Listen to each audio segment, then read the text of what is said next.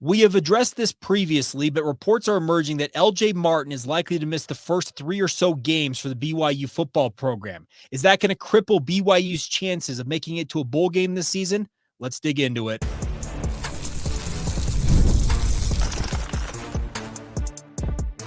You are Locked On Cougars, your daily podcast on the BYU Cougars, part of the Locked On Podcast Network, your team every day. What is up, everybody? I'm Jake Hatch, your host here on Locked On Cougars, your resident BYU insider. Thank you for making Locked On Cougars for your first view and or listen of the day. And thank you to all of you who are everydayers right here on your original daily BYU podcast. And today's show is brought to you by our friends over at FanDuel. Make every moment more all summer long. FanDuel is hooking up all customers with a boost or bonus daily. That's right. There's something for everybody every day all summer long. Visit FanDuel.com to get started today. All right, let's dive right into it. Jay Drew from the Deseret News put out a report that LJ Martin is likely to miss the first 3 or 4 games of the season, according to sources he has talked to. All right, let me just say this. I love Jay to death because he's actually one of my favorite people to interact with on the BYU beat. But those of you who are everydayers and regular listeners of this podcast have heard me talk about this for a little while now. I have talked outright about it and said that LJ Martin's health status was in question. I know. Let me also acknowledge he came on this podcast. I sat down with him one-on-one and he said, I don't know where the rumors are coming from. My knee is fine. It's not the knee, folks. It's always been his shoulder. It's been an issue that's been hampering him since spring, and it's something that Jay Drew put in his report. It's a shoulder injury that could cause him to miss the first 3 or 4 games of the season. He needs to get himself 100% healthy. He is not participating in contact drills and practice. That's all legitimate. I can back up everything that Jay is claiming here. Not that it needs it, because Jay, I believe, is one of the most bona fide in terms of reporters out there when it comes to the BYU beat. What is the impact for BYU if LJ Martin misses the non-conference slate? Let's say optimistically he misses the first 3 games of the year. So that's Southern Illinois on August 31st, a road game at SMU on September 6th, and then a road game at Wyoming on September 14th. What is the impact? Well, it's going to hurt BYU's chances of going 3-0 in the non-conference. And if you want to do the math on how BYU gets to bowl eligibility this year, a 3-0 start on the season would go a long way towards accomplishing that. I don't think that LJ Martin missing out against Southern Illinois in particular is going to hurt BYU's chances. You could throw out me at running back against Southern Illinois, and you should win that game. SMU and Wyoming, that's a little different story. But I believe that Hinckley Ropati, I believe that Miles Davis, I also think that Pokai Haunga, as well as the other guys at running back, are including Jovesa Damuni, Enoch Nawahine, Sione Moa, all of them, I think, are capable of making up for LJ Martin's absence. When it comes to Kansas State on September 21st, though, that's when you need your big dog. That's when you need the bell cow that is LJ Martin back in the lineup. That is maybe the most physical team that you're going to face this season. It just so happens it's also your Big 12 opener. The whole goal, from what I have talked to people about for months now, because this goes back to the spring that I've been hearing rumors about LJ Martin's health status, is that the whole goal was if he was going to miss the early part of the season, it was the non-conference slate. You can absorb the hits there and obviously try and make do with Hinckley Ropati and the other guys at running back there. Beyond that, though, you need LJ Martin to have success in the Big 12. I'm not going to mince it. I'm not going to make mincemeat of my words. You need to have him available for the Big 12 conference slate of games. If you don't have him, man, it's going to get really tough, it feels like, for BYU. And I know that it sounds like, wow, we're deja vu. It's all over again. BYU, they should have grabbed the guy out of the transfer portal.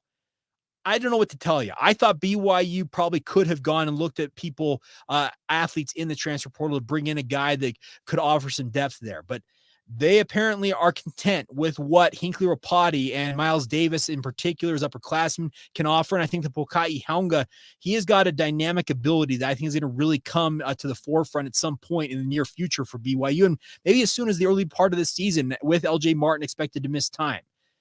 I don't think it's going to absolutely cripple BYU's chances of having a successful season to not have LJ Martin early on in the season. Quite frankly, you need him at 100%. And if you have to sacrifice a game in that non-conference slate, let's say you lose at SMU or you lose at Wyoming, heaven forbid you lose both of those and you're 1-2, that'd be really bad. But if you're 2-1 because you didn't have LJ Martin, I think you can suck it up and understand that, hey, you know what? We may have lost the game there because we didn't have our star running back, but the fact that he's finally healthy for the Big 12 slate and he can be that sledgehammer that goes out there and really helps you go against the Kansas States, the Arizonas, the Kansases, the Utahs, the UCFs of the world, that's more important. It's more important that BYU gets more wins in the Big 12. A number of you have said that, Jake, you wanting to get BYU to 6-6, that includes just 3 conference wins and 6 conference losses. You know what? If you're 2-1 come out of non-conference play, that's going to force you to go 4-5 in conference, and that would be a step in the right direction towards BYU being more relevant in the Big 12. So I know it's a tough pill to swallow to consider LJ Martin might miss the early part of this season. I get all that. But I don't think, once again, that it's going to be that crippling blow that is going to doom the BYU football program. I believe they've got some depth at that running back position that can step up in the meantime. And then you get LJ Martin as healthy as you possibly can. And I think you're targeting September 21 when you take on Kansas State as his debut. Anything deeper than the month of September in terms of his injury lingering, that would, I think, be the crippling blow for BYU football. So, yeah, I look at it and say, yeah, it sucks not to have him. And why wasn't he able to get healthy over the offseason? We just talked about Ben Bywater yesterday on the podcast. He's got a nerve issue that in his post on social media yesterday that he pointed out, it may take a lifetime of rehabilitation to get it back to 100%. Different bodies respond differently to different injuries. I know that seems way too simplistic, but that's the reality of it. I can tell you, I didn't play past the high school football level. I've still got dings and dents I picked up from my high school playing days nearly 20 years ago that still linger to this day. So let's try and withhold the arrows that are inevitably going to come on message boards and on social media about how in the world did BYU not go out and get a guy to bolster their depth when they knew this was an issue. I think BYU had every intention of expecting that LJ Martin would be 100% healthy come the season. It just happens that this injury has lingered, and it's unfortunate. But it's the reality that BYU is facing right now.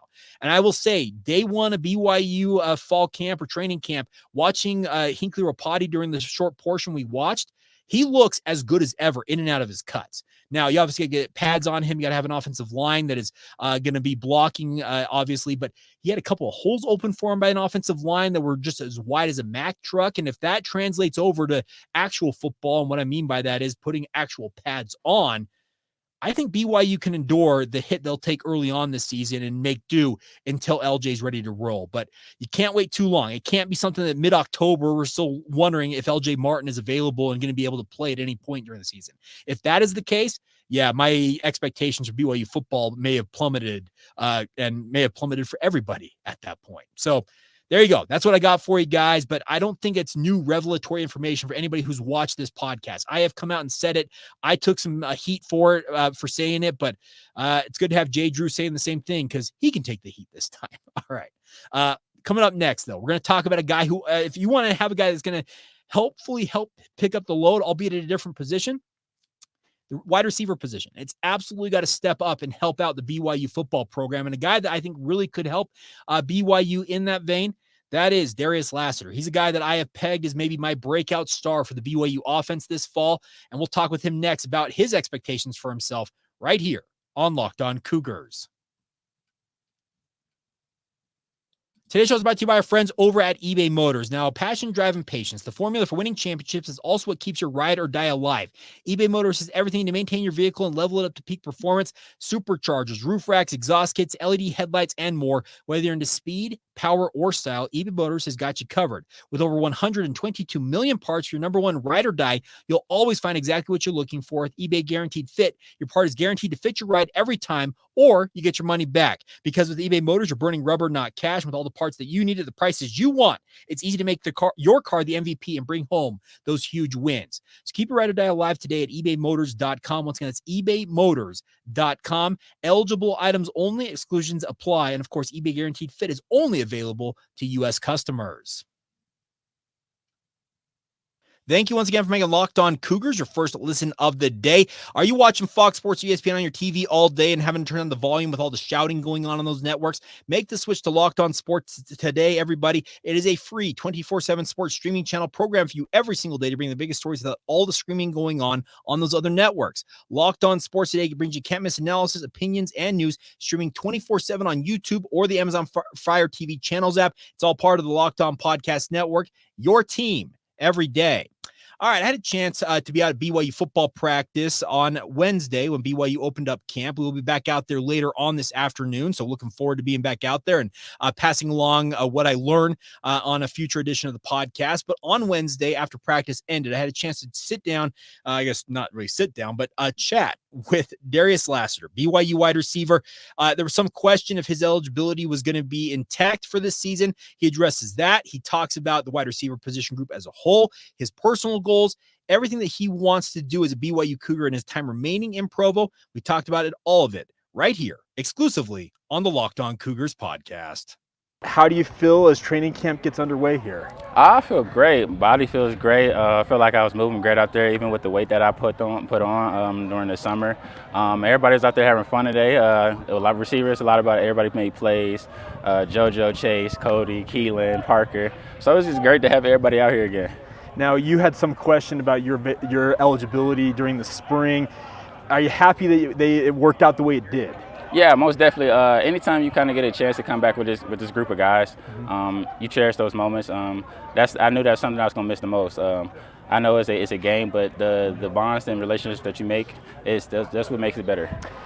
When it came to your decision to come back, was it unfinished business? What was the whole thought process with pursuing that extra year? I just felt like it's a lot of left work out there that I can do. I knew that I didn't even touch how good I could be or even come close to that potential. I was learning a new system and things like that, so I feel like me having that spring under my belt, I know the offense is way better now. I feel like I can teach the new guys, the young guys, even Kody and Chase that have been here for a while. So I feel real comfortable here. Are you enjoying, because I'm assuming you've kind of stepped into a little bit of a leadership role here, are you enjoying that kind of upperclassman role now? Yeah, most definitely. I feel like that's something that's kind of like, that's just kind of in me. I kind of just want to see guys be better because it's not going to just help me, it's going to help the team. When everybody can play at the best of their levels, the sky's the ceiling for us. And so I just feel like if I can be a leader to everybody else, that everything can go rolling. What lessons did you learn from year one in the Big 12? I just feel like you gotta have a dog mentality. You gotta come out every play, and you gotta go out there and want to win. You want to go out there and work. Everybody else want to go out there and go to the next level and compete at a high level. I feel like the Big 12 is doing that, especially adding the new teams. I feel like we have one of the best conferences in the nation. So I feel like you gotta have that mentality that I'm gonna work whatever and whenever. Nobody got to see me working. It's just gonna happen. What did you work on most during the summer, like in terms of your skill set? My skill set, off the field wise, I just wanted to get bigger, stronger, faster. Okay. Those are things that you always need as well, especially playing in this conference. I got to go down there and block DN sometimes and linebackers. So I feel like now that I put on weight, I'm at 214 now. So okay. I feel good running around. And then on the field wise, just transition out of breaks and route running. If you can master the art of route running. That's all you really need. Everybody can have speed, but at the end of the day, you got to run routes. You said 214 in terms of your weight. Where were you at last year as compared to? I was about 205. Okay, so about 10 pounds. Yeah, 10 pounds. Give or take. Now, in terms of your mindset, do you have the mindset that you can come in and emerge as the number one this year?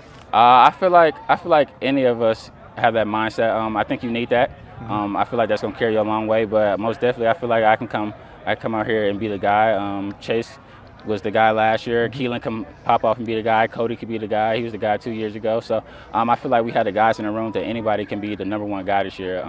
My main focus is just keep building each day. So just to prove to everybody around here that I'm somebody that you can rely on. Yeah, here's the inevitable question. It's a cute quarterback battle going on. How's it been working with Jake and Gerry in particular? It's been amazing working with them. Just seeing them two just bring out the best in each other. I feel like that's going to just help us.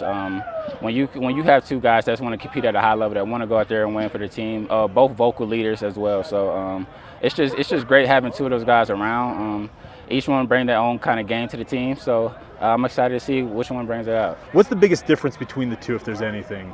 I feel like it's a lot of throws that Jake can make with his arm. He can throw the sidearm, all the Patrick Mahomes, different angles and everything like that. And then I feel like Gerry's ability to extend plays and then also launch the ball down the field, especially now that he got the spring under his shoulders, and then his shoulder's feeling the best it's ever been since he's been here. So he's been looking great, especially through the summer. We were just running around, just throwing with him. Now you obviously played with him during the spring. We talked to him at the end of spring, and he talked about the fact that he hadn't been really he felt like he let it really rip in terms of being able to really kind of throw heavy. Is it different now with his arm? Oh yeah, most definitely. You can definitely feel the impact when you're catching it now. When we first came back in the summer, I was like, okay, he put a little oil on the shoulder now. Okay. In terms of just looking ahead to training camp, what are you looking forward to accomplishing over these next 3 to 4 weeks? Just to bring out the best, and not myself, just my teammates as well. Mm-hmm. I feel like what everybody needs is leaders on the team. Leaders is gonna bring the team together. The players, this is the players' team, so the coaches might coach us, but at the end of the day, it falls down on the players. So the more that we can bring each other together and compete at a high level, I feel like that's only going to help us August 31st. Now, there was a video during the offseason, the strength staff chirping at you guys about, you want to go 5-7 again, keep doing. Has that been kind of a talking point all offseason long? Yeah, most definitely. I feel like that kind of left a bad taste in everybody's mouth, especially after the Oklahoma State game. Yeah. We knew that we didn't play our best at all, but we still found a way to keep games close. Not saying that we like that at all. We want to win at the end of the day, but it's a lot that we can build on and improve. But it's a lot of stuff that we didn't do that we also learned from. So I feel like everybody was eager to get here. I could tell that from the first team meeting when we first got back in January. Everybody was hungry. Everybody wants to go out here and work. We got something to prove. Not a lot of people believe in us, but everybody in here on this team believes, and so that's all that we need. What's your confidence level that this team can be one of those, quote, surprise teams? I wouldn't say it's a surprise to us. We know what we did the whole summer, winter as well. We know the work that we put in. We know how hard the strength staff pushed us. People might see the videos on Instagram and whatnot, but we was the ones in here working. We was the ones in here hurting, pushing, and trying to come out here and be better, because we know that 5-7 feeling, that's not something that you want. You want to go bowling. You don't want to go home before December. So everybody's in here. We're hungry. We're just ready to go. Last thing for me is, what's the messaging been from the coaching staff going into the season? Just to let the outside noise, just to let them talk. We don't got to feed into that. Everybody know the type of players that we have on this team, the type of coaches. Whether you might hear something bad on the internet or not, talking about OC receivers, whatever it might be. We know we trust A-Rod. He's been doing this for a very long time. So a lot of stuff that he does and that people don't see, they just kind of put the blame when we kind of lose and things like that. But I trust Coach A-Rod with my career. That's where I signed here, so I believe in this team. That's the man, the myth, the legend, Darius Lassiter, and you can tell he is highly, highly motivated to get it right in his final season in a collegiate uniform. He's got a lot of things going for him. He has a father who played at the professional level. He's got brothers who are currently at the professional level, and you can tell that he has got a lot going for him in terms of what he wants to accomplish as a BYU Cougar this fall. I'm really excited to see what Darius does in a BYU uniform, and I really hope he's able to accomplish everything he hopes to accomplish, because I know that he's got an overarching goal of getting to the NFL. And I believe, based on people I have heard, our practice insiders, I like to talk about them all the time, multiple of them have said, Jake, watch out for Darius. He looks as good as ever. And you heard him talk about the fact he's packed on nearly 10 pounds. He's worked on his speed, his route running, getting in and out of his breaks when it comes to running those routes. He has done everything, I think, to set himself up for success this fall. And barring something unforeseen, it sure feels like he is ready to rock and roll. And I think that would have a very, very positive impact on BYU if he accomplishes everything that he has set out to accomplish for himself, and more importantly, for BYU as a program overall. All right, we'll finish up today's edition of the podcast, as we do every Friday, with our Locked On Cougars Insider question and answer session. I threw it out to our Locked On Cougars Insider group. What questions you got for me this week? We'll dig into those and answer them in the order they came in momentarily, right here as we roll on Locked On Cougars. Today's show is brought to you by our friends over at FanDuel. Now, FanDuel is here for you guys to have fun this summer. All of us obviously are in a little bit of the dog days of summer trying to figure out what we're doing. If you're watching Major League Baseball and watching these games go down and say, you know what?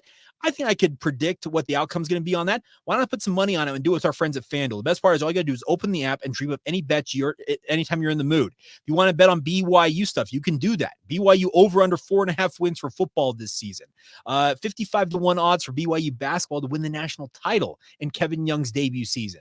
It's all available to you guys if you go over to FanDuel.com. And all summer long, FanDuel is hooking up all of their customers with a boost or bonus daily. That's right. There's something for everyone every day, all summer long. All you got to do is go to FanDuel.com and start making the most out of your summer. Once again, that's FanDuel.com. And it's all courtesy of FanDuel, an official sports betting partner of Major League Baseball.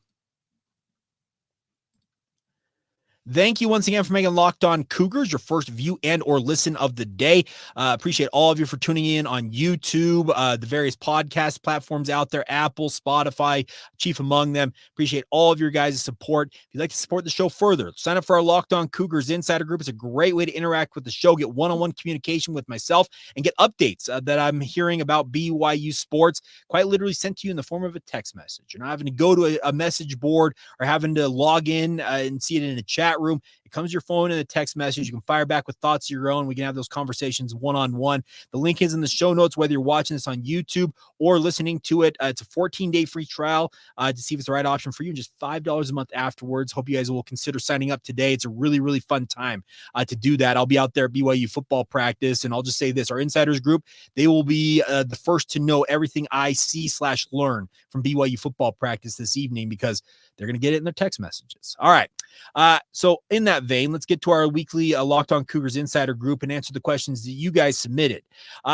First question comes from Bryce. Is there any word on which way Aaron Dunn is leading? Could his pickup create a domino of more commitment? So going back to our conversation earlier, Aaron Dunn is a 4-star talented offensive tackle from Spanish Fork High School. BYU would love to have him join the fold. What I heard earlier this summer is that BYU had put themselves in as good a position as they could have hoped for after his official visit. Now, it's been some time since that official visit back in June. What is he ultimately going to opt to do? Because he's going to make his commitment known next Thursday, if I recall correctly. It's going to be the 8th. Yeah, Thursday is when he's going to announce that on 24/7 Sports YouTube channel. We'll see. If he does do that, I absolutely think, Bryce, it would give BYU a little bit of a boost on the recruiting trail, because losing Semi Taulonga and Nusi Tamoepeau the last couple they've been in the mix for, that obviously has put a little bit of a damper on BYU's hopes in the recruiting sphere. All it takes is getting one guy like an Aaron Dunn. If you can do that, yeah, you're going to have some more juice out there. Dennis asked this, are you still concerned about LJ Martin? Any new intel on his status for opening week? Quite frankly, Kalani Sitake said he was practicing yesterday. Now, during the media viewing portion, LJ did not participate in practice. I will take Kalani at his word. If LJ is practicing, that's a positive sign, but I do not know anything more than what I've already reported on LJ Martin's status. Next one up, let's see. We get two questions here from Taylor Dallin, and Taylor's got a great pair of him here. What is your fix for the D-line, and what do you feel like is their ceiling this year? That's the first question. Their ceiling this year is they surpass all expectation and actually help BYU be a far better run defense than I expect them to be. What is the fix? You got to find some defensive tackles who are better than what BYU's got right now. I don't mean to cast shade on what BYU has at defensive tackle.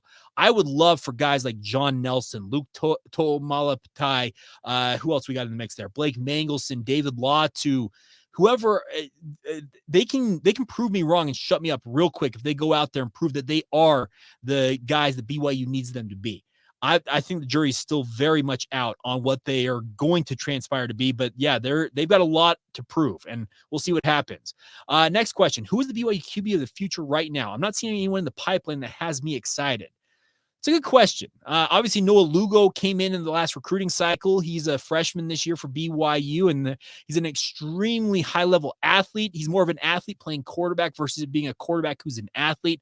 I know that sounds kind of like I'm counterintuitive to what I'm talking about, but that's a realistic thing. He's a really, really supreme track star, a great athlete. If he can become a quarterback, he could become a really, really nice option for BYU with his dual threat ability. I really think right now the QB of the future, this is right now. This could change in the recruiting cycle upcoming. It could change tomorrow, it feels like. But BYU brought in McKay Hillstead for a reason. McKay Hillstead has still got plenty of time on his side that I think he could be the future for BYU. Now, McKay is not the biggest guy in the world. He is listed generously at 5'10", 190 pounds on the BYU roster. I have watched him literally since his first high school start. I called his first high school start for KSL Sports Rewind. And at that point, he was probably 5'9", $150. And I'll just say this. I was terrified I was going to see him get broken in half. But throughout his entire high school career, he proved time and time again that he had an ability to just outrun opponents who seemed like they were twice his size or make a big throw with a defender bearing down on him. Has it caused some injuries? Yes, he's had injury concerns, and he still has some injury concerns he's going to have to overcome at BYU. But right now, if you were to ask me who I'm pegging as the QB of the future, it's McKay Hillstead. We'll see. It could be that Luke who am I thinking of? Carney coming in from Oregon. He could be the guy. But that's the. I mean, I got that name wrong. I apologize. I probably butchered that. But the bigger thing is, it's not Luke Carney. Name's escaping me in the moment, but it happens when you get on and talk as much as I do on a podcast. So hopefully that makes sense, Taylor. I really think that it could be McKay Hillstead. All right, next one up here. Let's see. Chris Krull with Jake, with the departure of Blake Anderson at Utah State, were there any transfer portal entrants that BYU pursued? To my knowledge, only one exited. It was Micah Edwards, I think was the name. I'm butchering names here, but I think that BYU, if they did enter the sweepstakes form, I didn't hear anything about it. I think he might be the only guy that I have heard of has actually left Utah State via the transfer portal so far. So the pickings have been slim for BYU, and it appears that he is headed to Ole Miss, if reports are to be believed on that front. Tyson Clark, with the uniform schedule released, what would you change about it? Would you add or remove any of the uniform combos? I will say this. The fact they didn't go with the white royal blue helmet with the white jersey, the traditional road uniform. Remember, back in the day, BYU wore royal pants with a white uniform and a white helmet on the road. The fact that they're not wearing that combination is criminal in my mind. I think it's absolutely one of BYU's best, maybe best look overall. The fact they're not wearing that sucks. And I'll just say this. I'm kind of over the all royal look, the royal rush, where you wear the royal blue helmet, the royal blue uniform, and the royal pants. It doesn't do it for me. So that may be controversial, but I like the traditional look for BYU. Royal blue atop, white pants at home. White out, I'm kind of out on as well. I know that they're going to wear that 96 throwback all white uni against Kansas State at home. Okay, that's a throwback. I'll accept that, but I like the traditional look for BYU. They have an iconic look. That white royal blue helmet, the blue top, the white pants at home, and then the white blue combo on the road. White helmet, white jersey, and blue pants. It's an iconic look. Why would you not steer into that more? I know they're trying to create fan engagement and excitement. Just stick with what works. That's my opinion on that. Andrew asks this: does Bohanon give us a better chance to win, in your opinion? I'll just say this: we're 2 practices in, everybody. I right now, my money's still riding with Jake Retzlaff. Gerry Bohanon offers a lot. He has got a proven track record, having led a program in Baylor to a Big 12 title. He has played in a New Year's Day, New Year's 6 bowl game. He has done things that Jake Retzlaff cannot say he's done in his career, but it's going to be a battle. It is going to play out. Give it some time. But right now, I can't say that one way or the other, one's going to give BYU a better chance to win. The hope is that whoever it is of the two, they do give BYU the best chance to win. I know that's BYU and Kalani Sitake and Aaron Roderick. That's their whole goal with this QB battle, is to discover who is the best option and gives BYU the best chance to win. And may the best man ultimately come out on top. Final word here. I had to record this a little bit earlier, so if any other questions popped in before I sat down to record this, I apologize. But Tyson asked this: is Ben Bywater leaving the program completely, or will he still be on the sideline this season? His coaching and mentorship for the linebackers would still be a huge value add, in my opinion. Based on what Ben said, he's not going to be there every single day. He's not going to be sitting in, essentially being a student assistant coach, but he is going to be around the program. I would imagine he travels if he wants to with BYU. He's put his heart and soul into this program. They're not just going to cast him to the side. And you're right. His mentorship, his ability to coach up other guys at that linebacker spot and kind of impart his wisdom on them, it's absolutely necessary that he stays around. And he said as much to the media. If you go back and listen to that media session, you can go to KSLSports.com, my parent company that I work for. You can find the podcast, the BYU podcast, and listen to his entire commentary on it. He said that he plans on being around, maybe not every single day, but he's going to be in the weeds with these guys, and he's going to be supporting his fellow linebackers, and he wants to make sure that they're in the best position possible to succeed. So there you go. That's what I got for you guys on this Friday edition of the podcast. So big thank you to all of you for your support. As always, it truly means the world to us that as many of you download, watch, and engage with this podcast. It truly is an honor to be a part of it. So thank you as always for your guys' support. Once again, I'll be out at BYU football practice this evening. We'll have a report for you guys. Maybe do a short or something, maybe a shorter form podcast, get you an update, but we'll see how the weekend works out. It seems that I feel like my weekend's going to be pretty free and then end up getting tied up with work, but hey, we'll make sure you're taken care of. So at least until Monday, have a great rest of your day, and thank you for making Locked On Cougars your first listen of the day. And obviously, a big thank you to all of you who are everydayers as well. And of course, this has been our edition of Locked On Cougars. Excuse me, and have a great day. Wow, there we go.